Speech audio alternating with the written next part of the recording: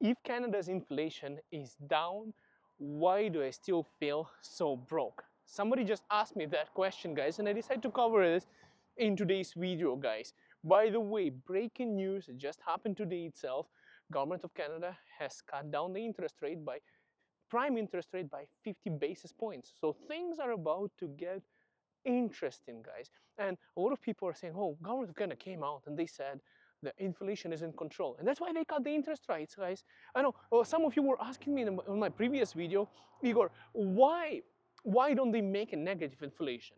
Would it be not, would it be better for Canadian dollar? Like if the prices were to go down? Guys, forget about it. Prices are never going down. It's actually pretty bad for your economy. So the government of Canada will never have a negative inflation unless they're stupid, which can actually happen because sometimes the government acts stupidly, in my opinion, but they are not totally, unqualified for the job. Fingers crossed, of course. So let's talk about it, guys. Why do you still feel so broke, and why did that happen? Well, guys, I actually have some numbers for you here. Check this out. So if you look on the inflation, guys, and the prices. So Philadelphia cream cheese, guys, I have numbers here on my phone with me. Some of you were asking me how do I record videos. Guys, I use my phone to record videos. So I have my numbers here on my phone. Guys, okay, so Philadelphia cream cheese, since 2019, it went up in price by 83%. Like, for example, like pop drinks, like the ones that you have like sodas, let's say, those ones almost doubled since 2019 to 2024 in the last 5 years. So let's look at this 5-year span, guys. Now, okay, so an average increase for grocery prices went up between 25 to 30%. So basically, everything that you're paying, all your grocery bills, probably went up more than that. But this is what we have documented, 25 to 30% increase in average in Canada. So for the grocery prices. Now let's look at the housing market. It's even more ridiculous. If you look at the benchmark, guys, for Calgary real estate, it was somewhere around, let's say roughly around, and I'm going to give you an optimistic number, $475,500. So you could buy a house, benchmark. This one would be actually cheaper in this area behind me right now than I'm mentioning. So about $475,500. Guess the benchmark last month, like this month that was announced? Guess it, guess it, guess it quickly. It's actually $757,100. Guys, that is freaking 59% increase. So hear me out. Grocery prices up 25 to 30%, right? Real estate is up by, well, 59%. You could say 60 if you round it up. Let's keep it 59 for, it sounds better like that because that's the real number. Now, guys, if you look at an average income in Canada, guys, it was around $54,630 per year per household in Canada back in 2019, guys. And right now, it's roughly, the information that I have documented here is $64,850 a year. So you see the incomes went up as well, but they went up by 19%. So that means is that, guys, okay, let's round out the grocery prices to 30%, right? 30%. So if you look at it this way, guys, that basically means that, yeah, you're making 20% more, right, income, but everything costs 30% more. So you literally can buy 10% less, okay? And in terms of houses, it went up by 59%, and your incomes went up by, well, one more time, 19%.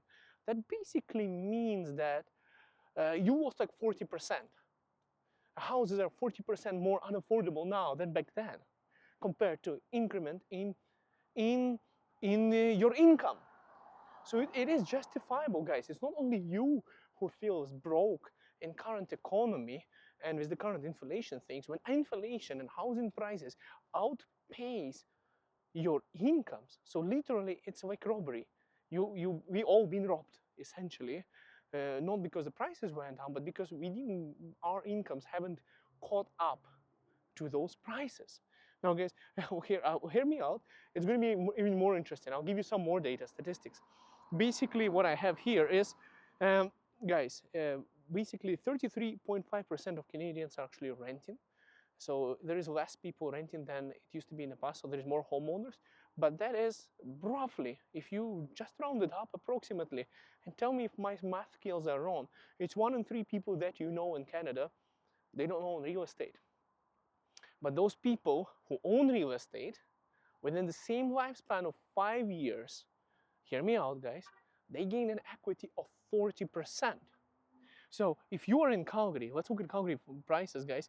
It basically means that if you take the benchmark for 2019 and you subtract it from the benchmark of basically 2024, so you are basically in a profit of 281,600 over the past 5 years. That's how much money you made just because you owned a house. And that's how much money every third Canadian lost because they don't own a house, they rent. That is basically $56,320 a year. And that is in some cases an average income per household in Canada. So it is basically what it means is, guys, if you own a house through the past 5 years, you accumulated in your own house, your average house in Calgary, okay, you accumulated in your, it's like you made that money. It's like there was another household income, just like yours, in addition to yours, that generated you that kind of salary. Well, and if you rented throughout that house because you watched a bunch of YouTubers who said renting makes you more money, then it means that you lost about $281,600 over the last 5 years, which is equals to $56,320 a year average. But it's not your fault. You literally got robbed by the government probably. I don't know. Who do you blame? You know, I know who to blame. I'll blame myself. I work as a realtor with eXp Realty, and for sure, realtors are the ones who are the problem, and they caused all of this because they created the fear of missing out and all of this kind of things. It's because they came out and they said you have to make sure you own a house. So that's why 1 in 3 Canadians didn't listen to any of them and said, I'm not going to own a house. It's a bubble. It's going to crash, and I'm not going to listen to anyone. And that's basically crazy. Okay, I'm trying to be sarcastic, guys. You know, I'm sorry. I want to say, guys, I want to apologize right now because I've been making videos in Russian language lately. I started a Russian-speaking YouTube channel for my Ukrainian audience, and I started carrying over jokes from Eastern Europe. And Eastern European jokes are too direct, politically incorrect, and you know, it's not like how you joke in Canada. Like in Canada, it's not a good thing to bust somebody's balls. It's called harassment and bullying. And in Eastern Europe, it's just a way of life, and it's a humor, and people understand this kind of humor. But in Canada, people's emotions get hurt. But here's my problem. Sometimes I forget to switch that dark humor from my Russian language channel to my English language channel, and I might offend somebody's feelings, guys. But I gotta say, guys, it's crazy. So essentially, guys, you are earning right now less compared to the grocery prices, 5 to 10% statistically, and 40% compared to the housing costs back then. So that basically means that the houses right now are so much more expensive, 40%, basically 40% more expensive than they were back then. And grocery prices, let's say 10% higher than back then.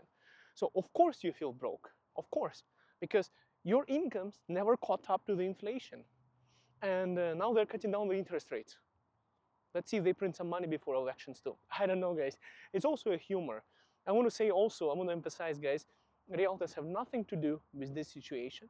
I'll tell you guys, I'll tell you some statistics about realtors. I can make a separate video for that, but I did some research.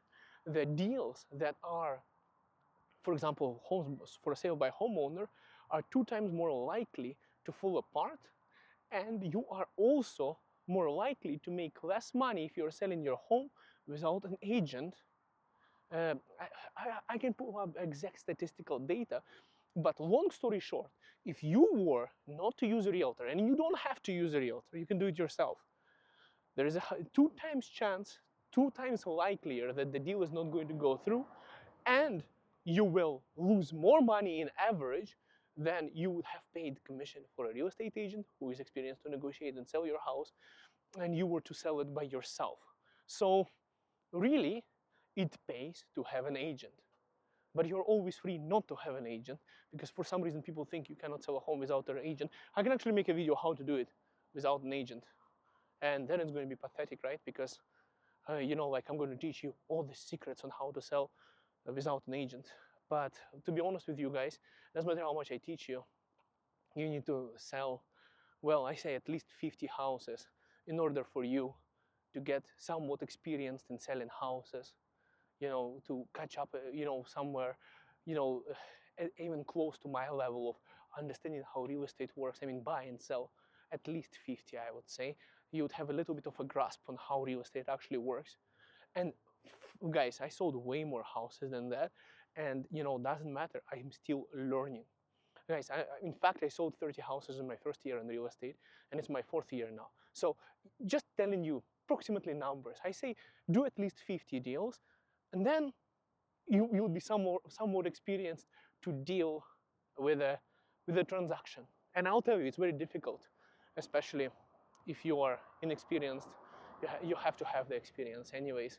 And there's also training behind it as well. So you need to know the legislation, the law, and stuff like that. Anyways, forget about real estate. Screw realtors, you know. Let AI handle all of this and just do it by yourself with the lawyer. But I want to say that it's insane. Everybody is basically broke. And it's same for everyone. I go to Costco the other day, and the price is like, I'm like, you guys, I'm on a carnivore diet right now, so I literally eat only meat.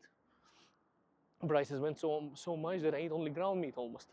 Well, not only ground meat, but I'm just saying to you guys, I know exactly what I eat, and I know exactly the prices, and I can compare, guys, how they went up, and it's ridiculous. It's not you alone who is thinking that you're broke. It's everyone in Canada became the level of life just slid down a little bit. We are all in it together, guys. I hope it gets better. Oh, it gets bright here. Thanks, guys, for watching. See you next video. Bye bye.